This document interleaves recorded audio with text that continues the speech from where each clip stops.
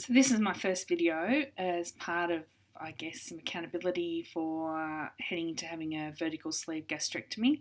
I'm due to have surgery on the 13th of June. Today is the 2nd of June, so I'm 11 days away. My current weight is 116.9 kilos, which is 257.7 pounds, and a BMI of 41.4. I've actually been on the OptiFast pre-surgery diet for nearly 4 weeks now. It'll be 4 weeks tomorrow, and my starting weight, which I think is the highest I've ever been, I'm not brilliant at getting on scales prior to this, was 126.7 kilograms or 279.3 pounds, which meant a BMI of 44.9. So I'm down about 11 kilos in the 4 weeks, which I'm pretty happy with, as I'm wearing a smaller size jeans today. Woo woot!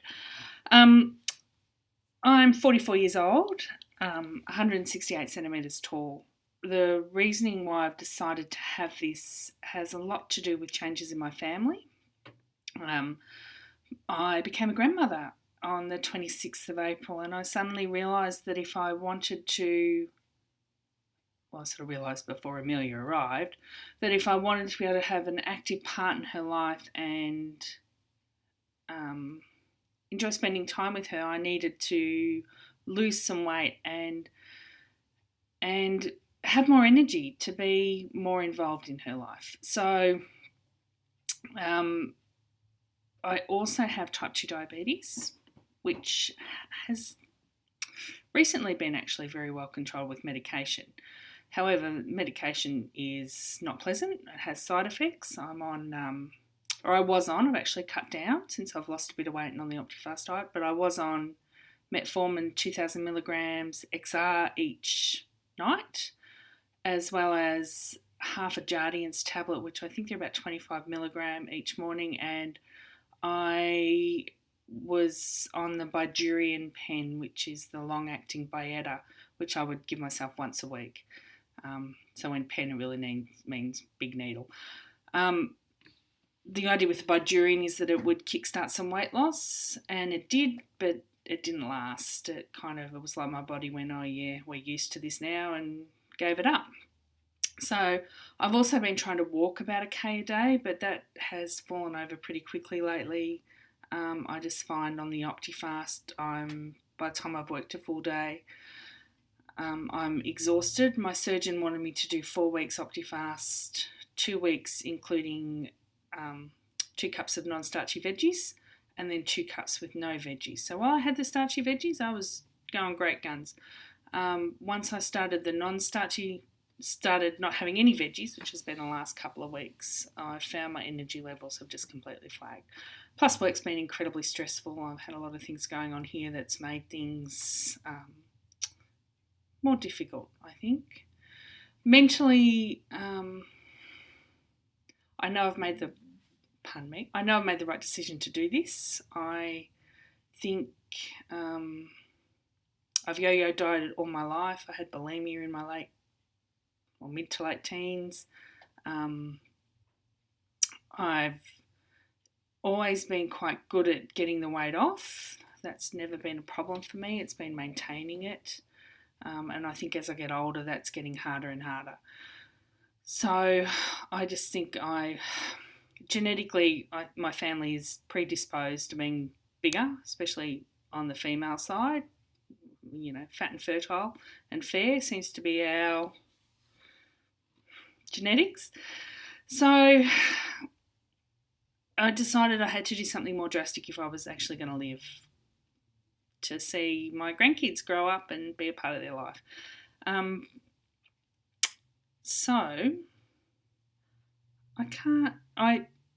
I'm mentally prepared for the surgery. I probably wasn't mentally prepared for the effects of cutting my diet so much in this pre-surgery stage. OptiFast, I find, is pretty bloody ordinary. The shakes, no wonder they get called OptiGag.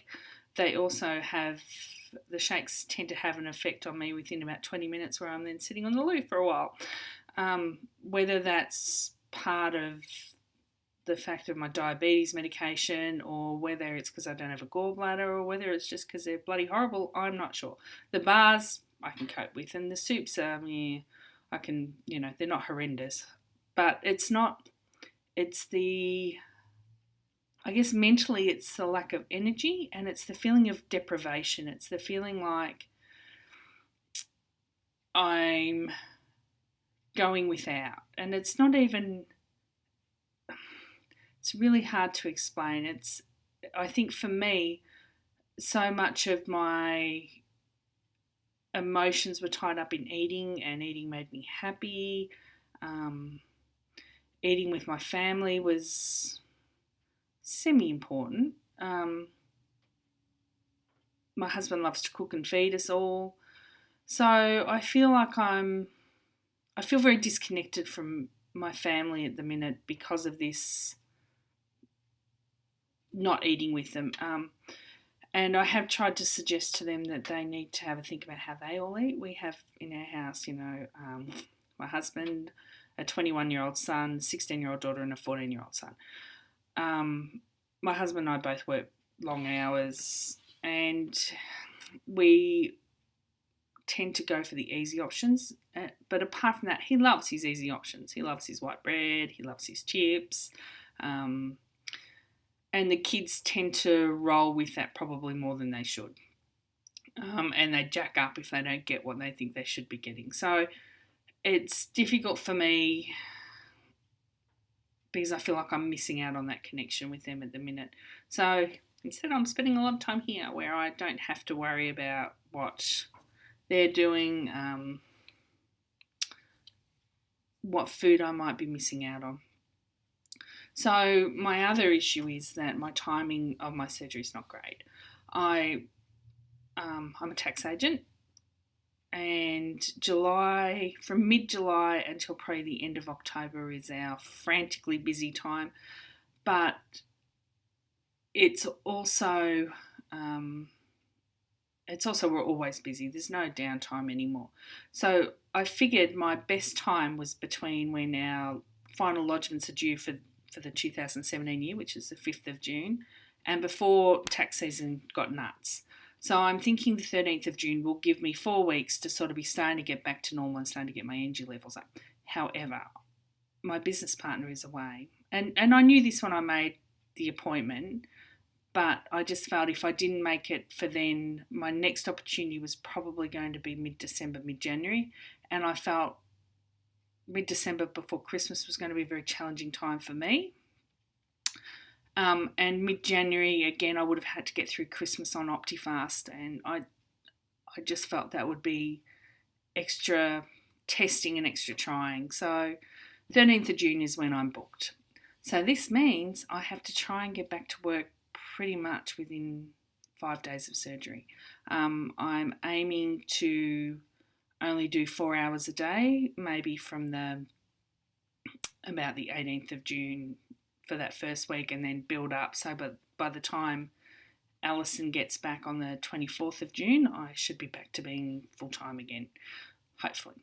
That's the plan. So on the upside of that, everything must go well for my surgery. So I guess it makes me have positive thoughts about how things are going to go forward. One of the things I'm planning to do, hopefully tomorrow or sometime over this next week, is to start to clean my closet out. I want to get rid of my safety net as far as clothing goes. I want to, even now, I had jeans on yesterday that were almost falling off me that 3 weeks ago fit nicely.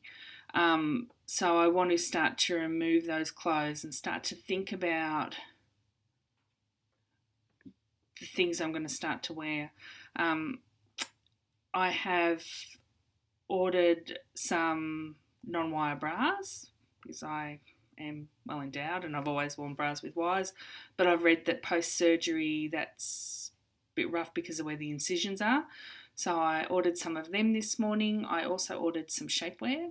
I do have lots of shapewear, mind you, but I ordered some nice new fresh stuff to hopefully help keep the jiggly bits together as I lose weight. I have ordered my post-surgery vitamins, chewable vitamins, a 3-month supply of both the multivitamins and the calcium. And I've also ordered my portion control crockery. So I've got my bowl and my little bread and butter plate that actually shows, which I did show to my husband, say, this is how much carbs. See, if you look at this in proportion, this is how much carbs.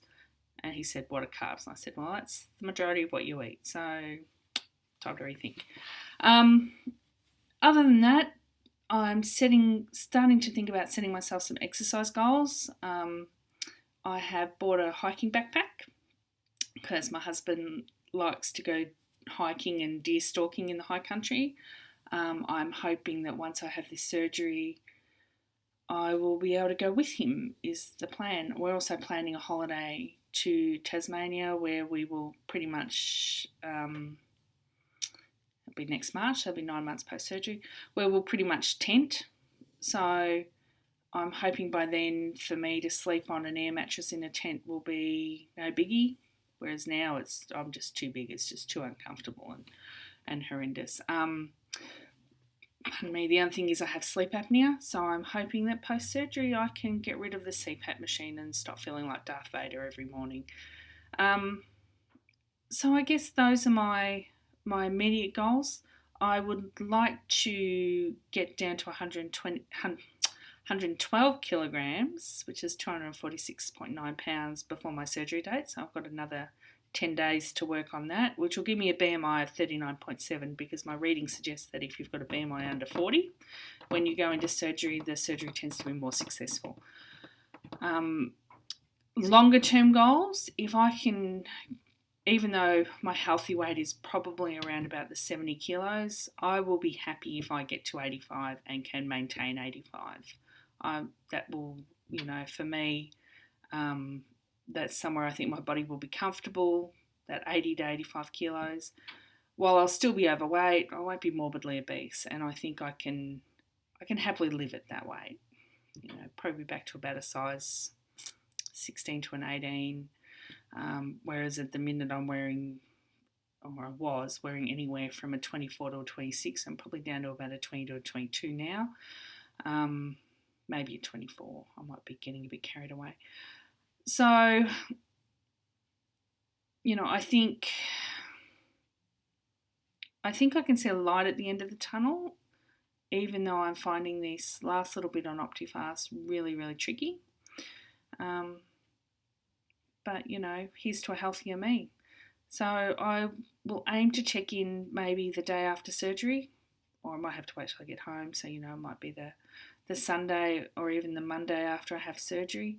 And then my goal is to try and check in at least once a week, just for some accountability, and so I can look back and see the changes that have become obvious in my face and my body as I go along. So that's that.